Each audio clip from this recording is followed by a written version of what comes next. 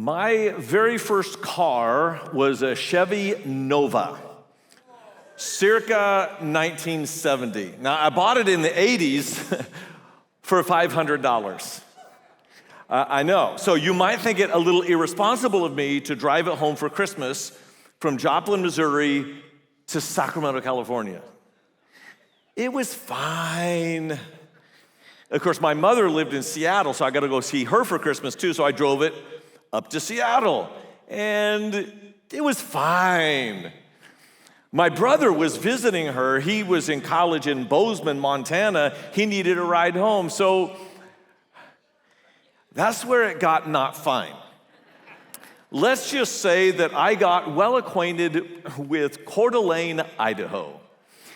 For 2 days, we were in a hotel while my transmission was replaced.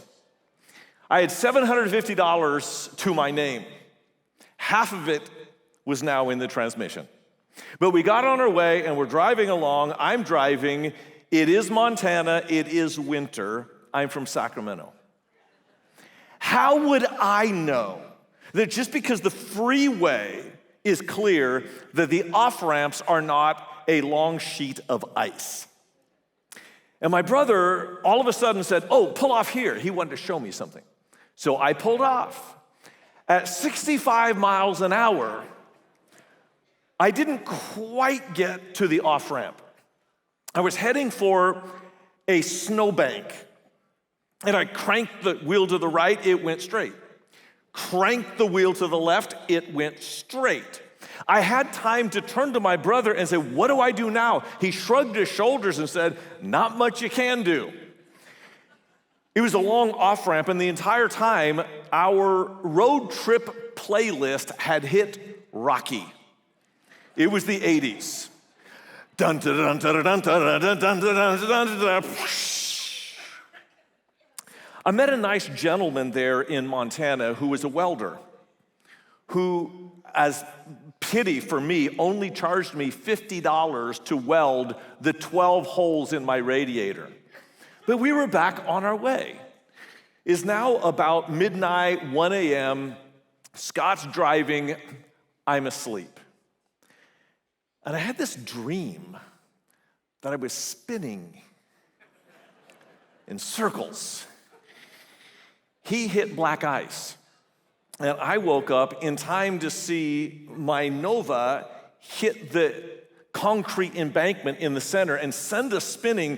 We landed in a perfect parallel park on the right shoulder, inches away from a drop off into a cavern. We walked away. And when I mean we walked away, we literally walked away. My car was destroyed. You know why Nova never sold well in Mexico? For those of you who speak Spanish, mi carro no va. It was done. So we hitched a ride to the nearest bus station where I paid another $150 for a bus ticket back to Joplin. I wound up with $250 in my bank account, and when I registered for classes, they asked me, "How are you going to pay for this?" I was asking God the same thing. I don't know. I'm hoping you had some ideas. Barbara, my girlfriend at the time, soon-to-be fiance, now wife, she got back from Colorado, and I remember sitting on a couch in her dorm explaining to her, oh, by the way, I didn't tell you, I lost my job before Christmas. Now, it was just a busboy job at a restaurant. They downsized. I didn't care about the job, but I have no job, no car, no money, and I want to put a ring on it. And I remember sitting there with her in tears. I'd never been that low before. But there was a sense, and I remember saying this out loud, there's nowhere to look right now but up. You've been there. In fact, some of you are there right now. And my guess is that some of you are here right now because you are there on that couch with nowhere else to look but up. And you're just wondering, is God really going to come through for me? Maybe you don't even have a relationship with God yet. You're a pre-Christian. You're going, I don't know what this is all about, but I got nowhere else to go. pain is actually a beautiful gift that God gives us. Is how he speaks to us when nothing else works. Sometimes if you have children, you yell at your kids. Why? Because they won't listen to anything else. And in the shout of God, he's saying to you some important things. My experience with pain is that when people experience it, and for some of you, your pain is way worse than mine. I get that. But for all of us, our pain is very personal, and it feels very heavy. And it will either make you bitter or better. And that all depends on whether you can hear the voice of God through pain. I want to show you a little clip. I found it on YouTube. You will recognize the man speaking, but I bet you would never guess the kind of pain that he's been through. Listen to this. I've had some challenges in the last couple of years myself, and ultimately, I believe that suffering leads to salvation. We have to somehow accept, not deny, but feel our suffering, and then we make one of two decisions. We either decide to go through the gate of resentment, which leads to vengeance, which leads to self-harm, which leads to harm to others, or we go through the gate of forgiveness, which leads to grace. Just as Christ did on the cross. He suffered terribly, and he was broken by it. To look upon the people who were causing that suffering, or the situation that was causing that suffering, with compassion and with forgiveness. And that's what opens the gates of heaven for all of us.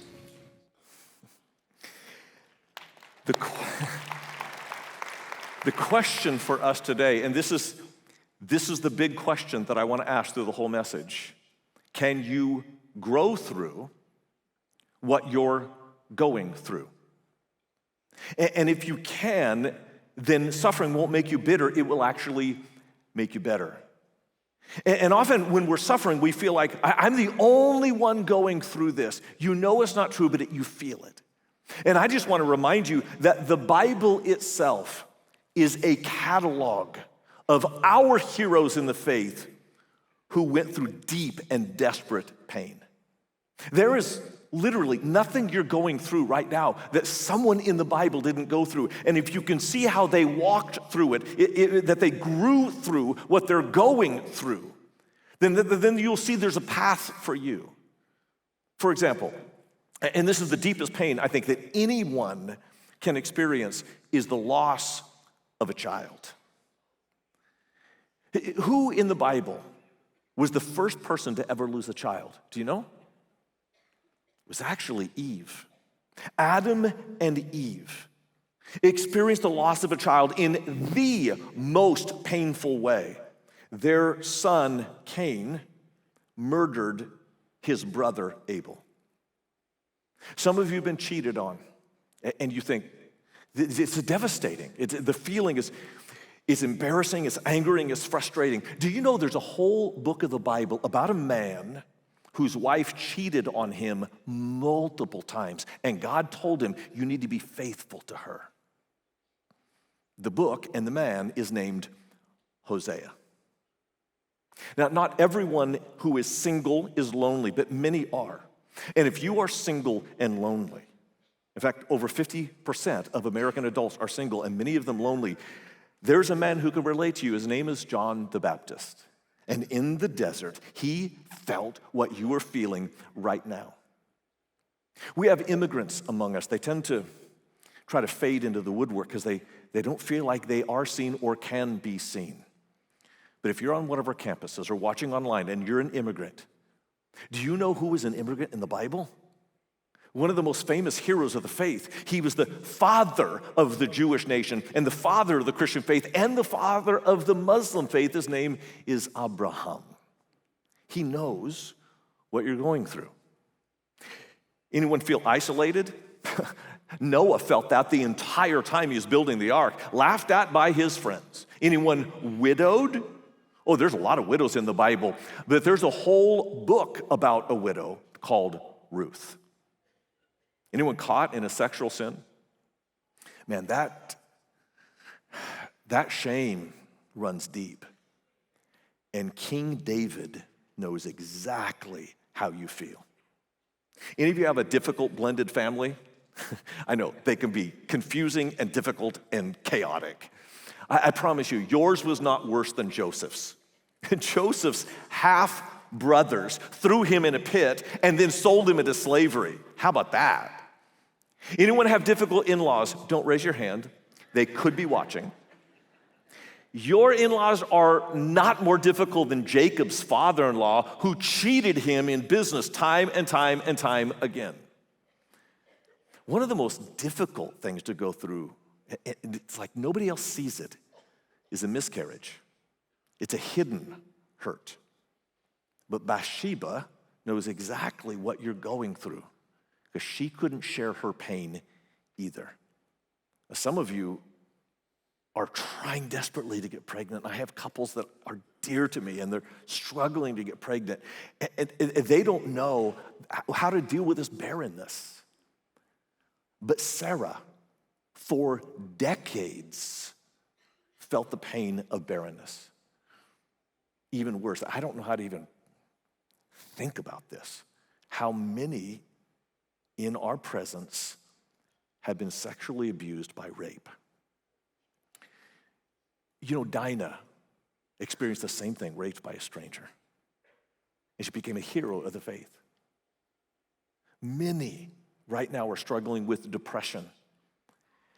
And you wonder, does anybody know what I'm going through? Yeah, Elijah, the great prophet of God, struggled with depression as well. Shattered dreams, a broken vision. Moses knows exactly what that feels like. He didn't even get to go into the promised land.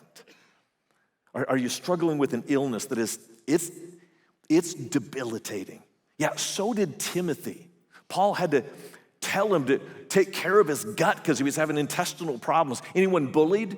Oh, Jeremiah knows what you're going through. They threw him into a pit. Bankruptcy? Job, well aware. Incarcerated? John, the apostle, on the Isle of Patmos. Anyone go through a natural disaster? Yeah, so did Paul. Shipwrecked 3 different times. Anyone betrayed by a friend? Jesus knows where you are. In fact, if you look at this whole list, there are 8 different pains on this list that Jesus went through. He knows where you are. And if you are going to grow through what you're going through, it has everything to do with your ability to hear from God. Now, I suppose there are 1,000 different things that God could say to you in your pain. But I know of 3 things that you desperately need to hear. You need to hear God right now in your pain, in your pit, say, I am here. It's hard to believe sometimes because at the bottom of the pit, when there's nowhere to look but up, you feel like you're so alone. But do you realize that God specializes in the bottom of the barrel? He specializes in the pit. The book of Psalms gives us this promise. The Lord is close to the brokenhearted and saves those who are crushed in spirit. He knows where you are, and he's willing to be where you are. Sometimes, maybe this is me, maybe you're like me in this, I don't want people to know when I'm in need. I would rather give you the impression that I'm self-sufficient. Now, other people needing me, I'm fine with that. But me showing the vulnerability of a need, that's difficult for me. In fact, there's a song by the greatest rock band ever, Eagles. And if you disagree with me, I'm just saying you might still be able to get to heaven. God is gracious, but this is the truth. I've been to 2 Eagles concerts, and both of them finished with the same anthem. Anyone know? Desperado. Desperado, Why don't you come to your senses? You've been out right. I love that song. But oh, stop it. There's a line in there that it cuts to the bone for me. Because it just exposes my core. Desperado. You know, you ain't getting no younger. Your pain and your hunger are driving you home. Freedom, freedom's just some people talking. Your prison is walking through this life all alone. And you don't have to do that. That's not God's intention for you. God wants to be with you and be helpful to you. In fact, it's not just that God is with you. He wants to help you. This passage, it needs to sit on the soul of all of us in suffering. The Spirit helps us in our weakness. We do not know what we ought to pray for, but the Spirit himself intercedes for us through, I love this, wordless groans. I didn't really know what that meant until I knocked on the door of Bill and Dorothy Meyer. My wife and I went over there to pray with them because their 19-year-old son got in an accident. He was riding his motorcycle, and it slid out from under him, and he went directly under the tires of an 18-wheeler going 45 miles an hour. He died instantly. So we go to pray with him, and we gather up in a circle. Look, I'm a professional. I'm supposed to know how to pray. The words would not come. But in my speechless state, I think all of us heard it. The Spirit, with a wordless groan before the Father. And some of you right now, you need to listen, because right here, right now, in your pit, you can hear the Holy Spirit pray for you, not with words, but it sounds like, oh. And God says, I know. I'm with you. I'm there. If you ask God right now, God, are you really here? You will hear him say, I am. God isn't leaving you alone, but he doesn't just want you to hear, I am here. He wants you to hear, I am able. Some of the pain that some of you are going through is catastrophic. And you think, how could any good thing come out of this? But God the Father is able to bring beauty from ashes. 2 short verses after the Spirit praying for us. Listen to what Paul says. And we know that in all things, God works for the good of those who love him, who have been called according to his purpose. He is able to build a tapestry out of the tragedy of your life and bring something extraordinary from you. God is able. But he's not just able. He is able to make you able. God doesn't just want you to survive suffering. He doesn't even just want you to thrive through suffering. He wants you to help others survive their suffering. So when I say God is able to make you able, I don't just mean that you can survive it or thrive it, but that you can be able to enable the unable to get through their suffering. That's a purpose that Paul talks about in 2 Corinthians. God, who comforts us in all our trouble, so that we can comfort those in any trouble with the comfort we ourselves receive from God. Do you believe that? That God is able to make you able? I want to tell you the story of Sue Saltzman. Sue and her husband, Victor, had this beautiful marriage. They were high school sweethearts, got married, and they had 2 wonderful kids. I mean, it looks like a Hallmark family. But it wasn't all idyllic. Their older son you see on the N next to Victor, he struggled with depression all his life. And because of that, he developed an addiction. And they had put Kyle in an inpatient center in Houston to get clean. August of 2022, while Kyle was in the facility, Sue got a call. And it wasn't about Kyle, it was actually about her husband, Victor. He had never had seizures before, but he had a seizure, and they couldn't get it to stop. So by the time she rushed to the hospital, the doctors had put him into an induced coma. They discovered that the problem was a tumor in his brain. He had a particularly vicious kind of cancer, fast-moving and hard to stop. So they immediately did surgery and got all of it they could, and for good measure, they gave him the maximum dose of radiation and chemotherapy. But it didn't stop it. He began to lose the use of the entire left side of his body.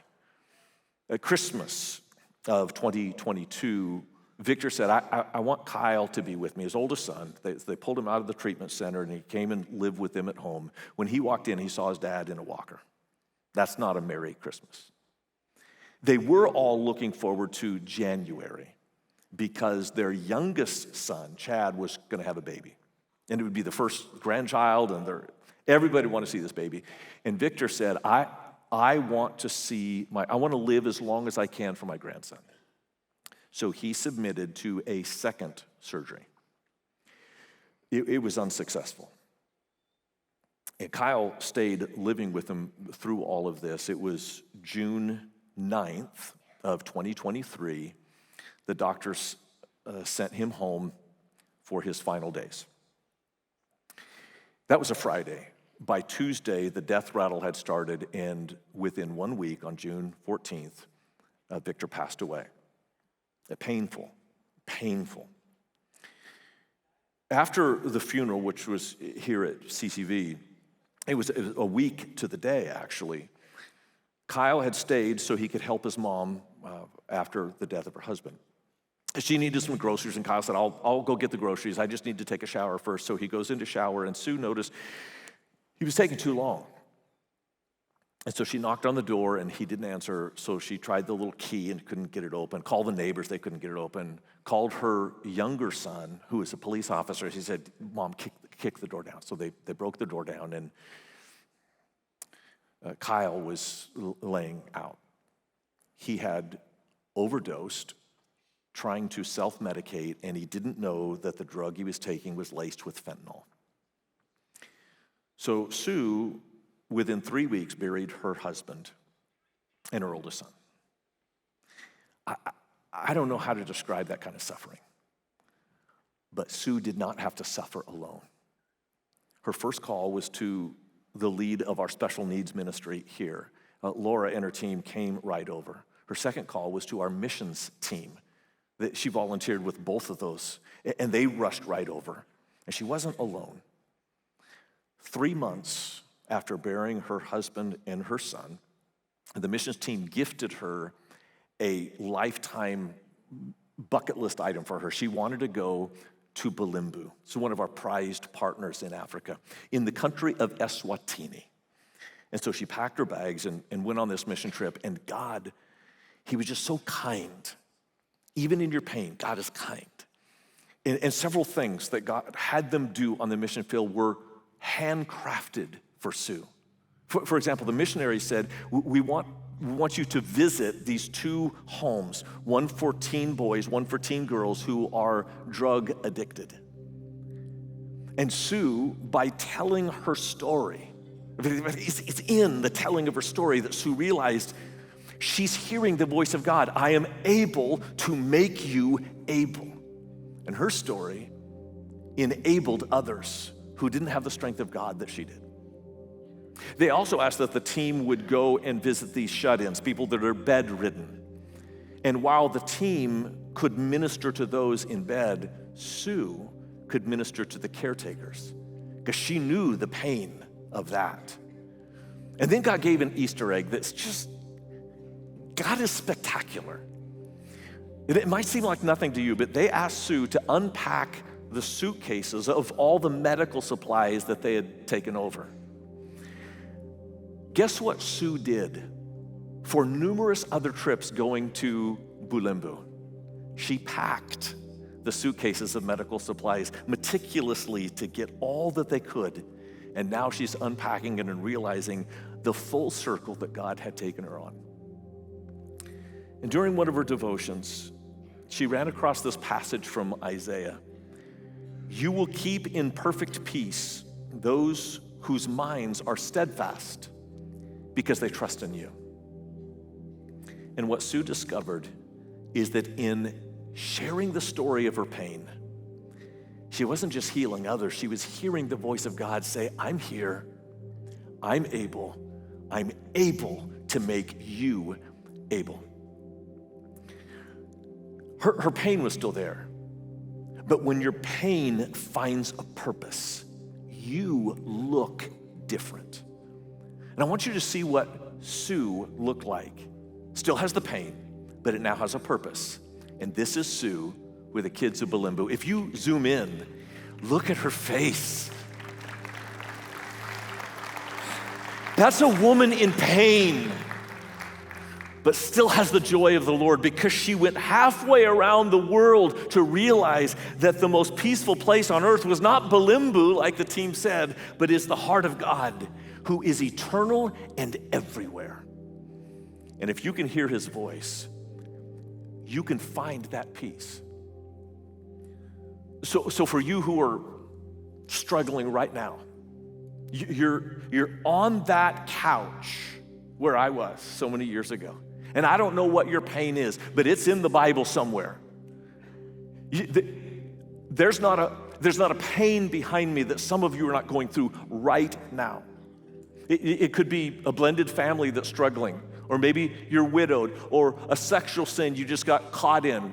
Maybe you've been cheated on or had a dream shattered. Do you see yourself? Because this is not just the story of the heroes of yesterday. This is a manual for how do you walk that path so that you can grow through what you're going through. This could be your story, but you have to hear the voice of God. And I think if you listen carefully right now, in this song, you will hear God say, I'm right here.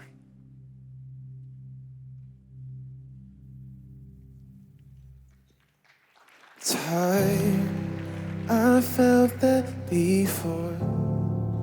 Overwhelmed, I know that one. Acquainted with the deepest grief.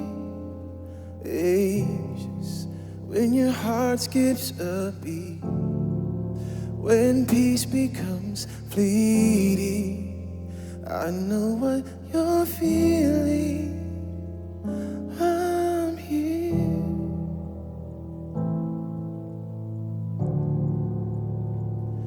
I'm here.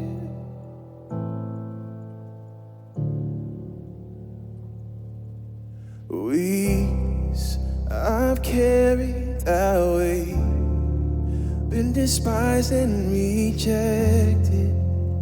I have the scars to prove it. Please, just let it all go. Loosen your grip. It's not too much for me to handle. I'm here. I'm not leaving. I'm here. I'm not leaving you. I'm here. I'm not leaving. I'm here. I'm not leaving you.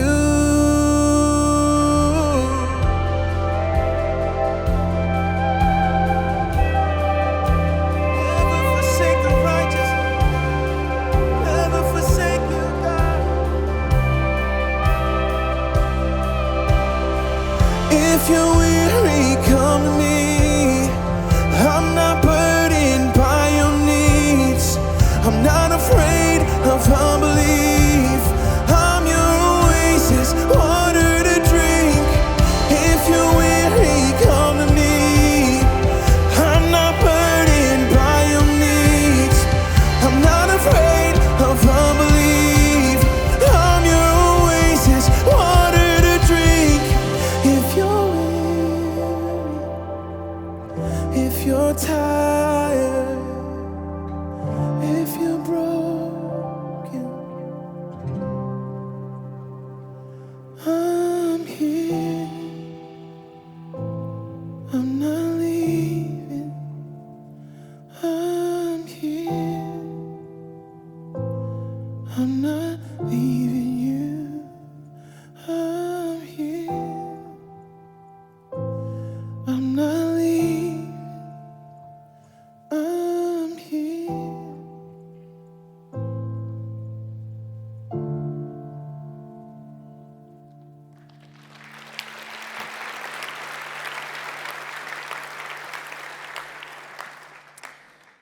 I think that one of the greatest unused resources in the church are your stories of pain. Because as you share your story, you won't just hear God say, I'm here. You'll hear him say, I'm able, and I'm able to make you able. It's in sharing our stories that we enable those who are unable. It's such an untapped resource. And I know that some of you, you're not ready to share your story yet because you're right in the middle of it. I get that. But let me just say, in my experience, pain that is hoarded, held, becomes the inheritance of your children. But pain that is shared through your story becomes the platform for your passions. Some of the greatest work that people do for God comes out of the deepest hurt in their lives. The question is whether you're able to hear God say that. And if you were to ask God right now, God, are you really here? God, are you really able? God, are you really able to make me able? I swear to you, you will hear him say, Holy Father, there's so many stories that are so healing for someone else. Help us to release the grip on our pain, to open our mouths, not only so others can hear you, but so that we can hear you and see the good in what we've suffered, to see the beauty that can come from ashes. We pray this in the name of the one who suffered for us immeasurably and eternally, the powerful, the majestic name of Jesus. Amen. Let's go make him famous.